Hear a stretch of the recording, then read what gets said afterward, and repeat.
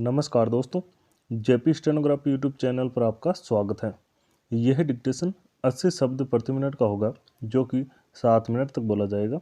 10 second बाद start किया जाएगा।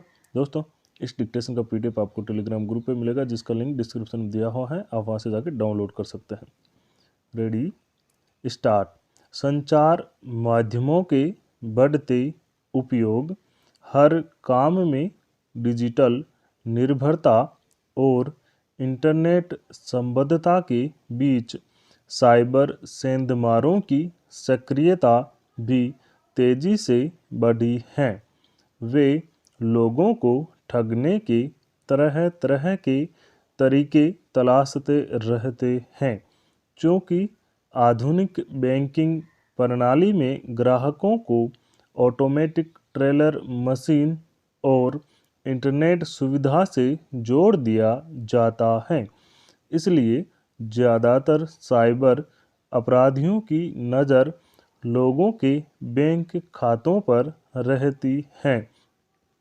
वे झूठे संदेश और इंटरनेट लिंक भेजकर लोगों को भरमाते हैं और जैसे ही उनके संदेश को खोला जाता है, सेंधमार उनके बैंक खाते तक अपनी पहुंच बना लेते हैं।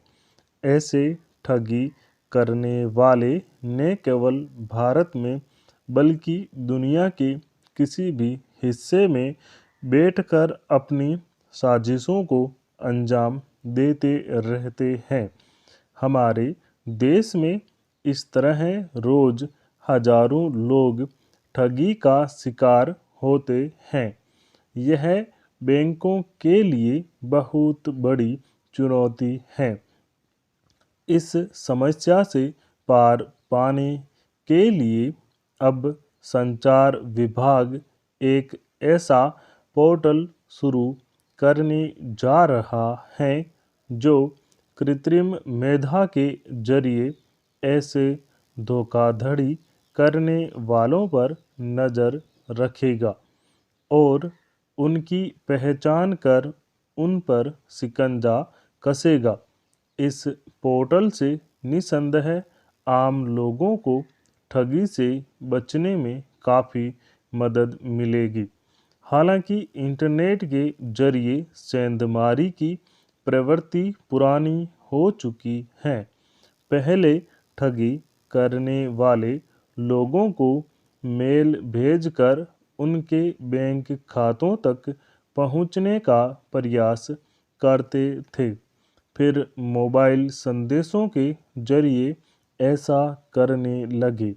सीधा फ़ोन करके भी लोगों को झांसा देने वाले बड़ी संख्या में सक्रिय हैं। वे भोले भाले लोगों को फ़ोन कर उनके बैंक का विवरण प्राप्त कर उनके खाते से पैसा निकाल भागते हैं। इस प्रवृत्ति पर अंकुश लगाने के लिए भारतीय रिजर्व बैंक ने व्यापक रूप से जागरूकता अभियान चलाया, जिससे लोग धोखाधड़ी करने वालों के चंगुल में फंसने से बचने लगे। तब उन्होंने व्हाट्सएप के जरिए संदेश भेजकर लोगों को फंसाने की कोशिश शुरू की। अब तो सोशल मीडिया मंचों पर भी किसी न किसी तरह ऐसे सेंधमार घुसकर लोगों को भरमाने और ठगने का प्रयास करते देखे जाते हैं। वे ऐसे शातिर तरीके आजमाते हैं जिससे न केवल भोले भाले बल्कि अच्छे पढ़े लिखे लोग भी उनके झांसे में आ जाते हैं। कई कंपनियों के खातों में भी ये सेंधमारी कर चुके हैं। इस तरह से दुनिया भर की सरकारों, बैंकिंग प्रणाली और डेटा संग्रह करने वाले तंत्रों के लिए चुनौती बनते गए हैं। भारत में चूंकि सतर्कता का स्तर अन्य देशों की अपेक्षा कम देखा जाता है, इसलिए यहाँ साइबर अपराधियों की सक्रियता भी अधिक है। ऐसे अपराधियों के नए नए केंद्र बन रहे हैं। हालांकि कुछ बैंकों ने अपने सुरक्षा तंत्र में कृत्रिम मेधा के जरिए ठगी करने वालों पर नज़र रखने की व्यवस्था कर रखी है।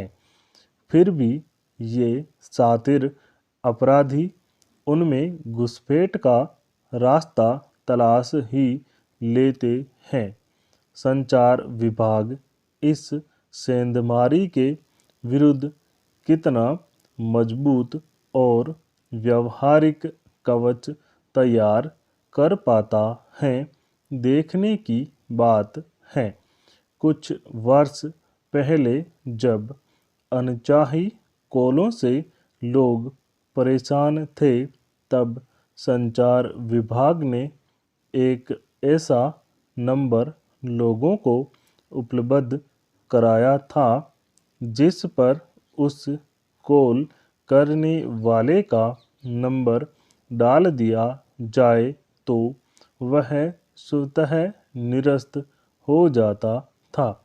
इसी तरह का कवच आम लोगों को भी उपलब्ध कराया जाए, जिसके जरिए लोग सेंधमारों की पहचान कर उनकी शिकायत दर्ज करा सकें, तो शायद इस दिशा में अधिक कामयाबी मिल सकती है।